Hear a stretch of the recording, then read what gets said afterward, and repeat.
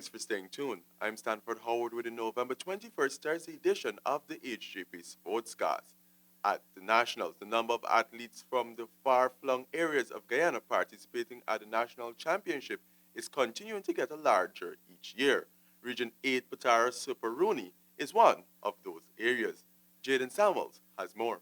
This year's championship is featuring athletes from every community in Region 8, Potaro Siperuni. Boasting over 80 athletes inclusive of teachers, team manager Penelope McIntosh said despite the low scores at last year's championship and the challenges in being nationals ready, the athletes are to be credited. It wasn't that much, but we managed to at least go back with gold, silver and bronze medals back to Region 8. Okay, and what exactly are we looking to do this year? This year we're hoping that we'll take back more, and so bit by bit we'll be able to have a large amount of medals going in, because actually now the students are out and they can have a feel of the track and other events within the region, because sports now has become a big thing in the region. The children are actually competing.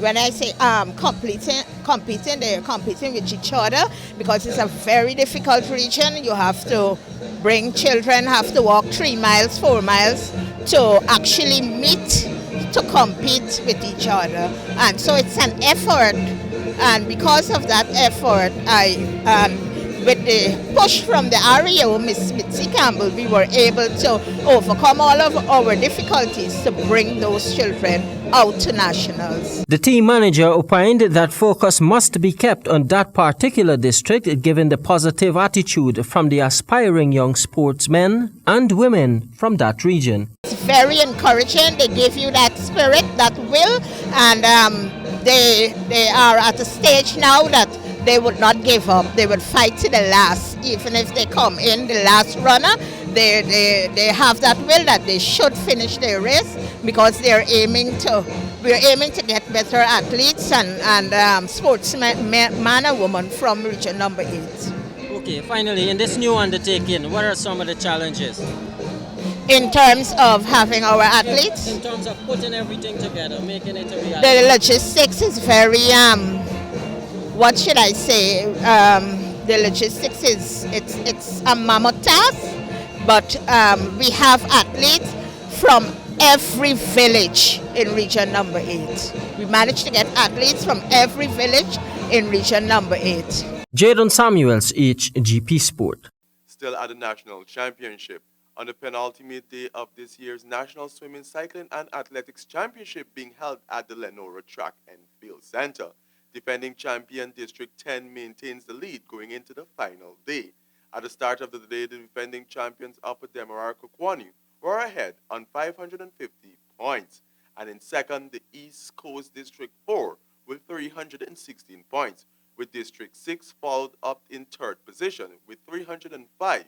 Rounding off the top 5, District 3 is just ahead with 295 points, as District 12 and District 2 locked at 268 going into the final day at Lenora. Now with some squash. The Farfan and Mendes Junior Skills Level Squash Tournament are off to a flying start with 15 clashes in the opening night at the Georgetown Club. More in this report. The final local tournament of the year on the Guyana Squash Association's calendar saw Category A Michael Alfonso battle a brave Gianni Caproni for a 3-straight win. In the first game, the boys vied point for point up to 8-all before Alfonso pulled away for the 11-8 win. Alfonso dominated the second game with the skill that gave him the Under-15 Caribbean title, but Caproni came back fighting hard in the third, but was only able to secure 8 points again, as Alfonso took his first win of 11-8, 11-5, 11-8. The only girls' game in the advanced Category B, Christian Gomes defeated Lucas Jonas in 4 games. The Caribbean Under-15 girls champion kept a much improved Jones deep in the back corner to secure a confident first night win, 11-4, 11-5, 8-11, 11-9, while Mohaya Bakash took the other Category B win. The De Silva brothers Luis and Bino both enjoyed their opening night's triumph, with crowds favorite Luis taking his win easily against new to the category Joshua Verwey in 3 straight games, 11-2, 11-1, 11-3. Beno defeated William Escarag also in straight games, 11-6, 11-6. Other sibling wins for the night were young Tiana Gomes and Solomon Inchkaval, both enjoying their first match victories. For HGP Sport, I am Stanford Howard. Now for cricket.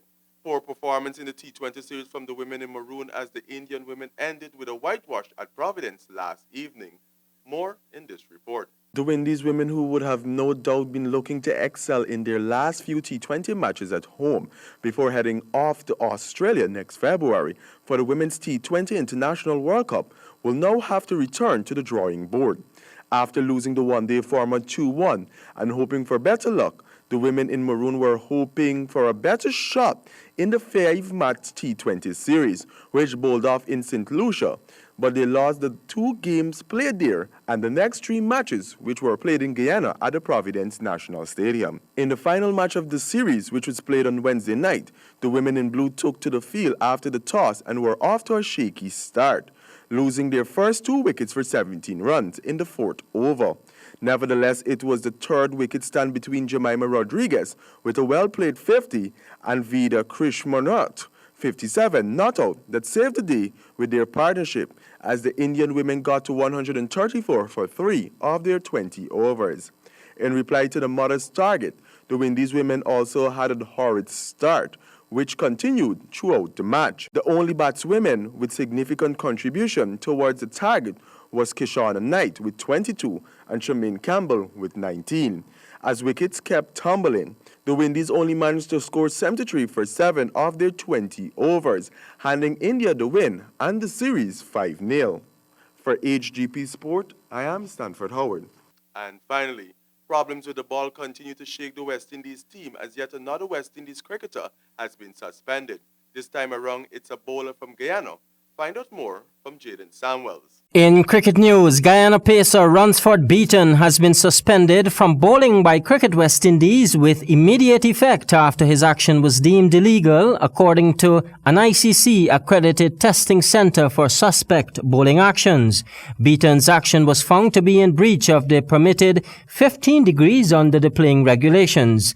The pacer was reported during Guyana's game against the United States last Monday in the Super 50 Cup, and he will now undergo remedial work under the supervision of the franchise, following which he can apply for re-examination. Surprisingly, this isn't the first time Beaton has faced suspension over a suspected action. After only his second one-day international appearance against New Zealand in December 2017, the pacer was reported and later suspended after failing an independent assessment of his action.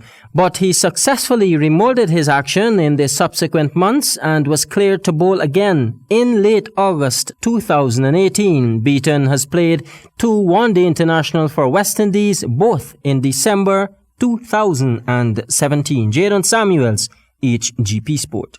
Thank you, Jaden.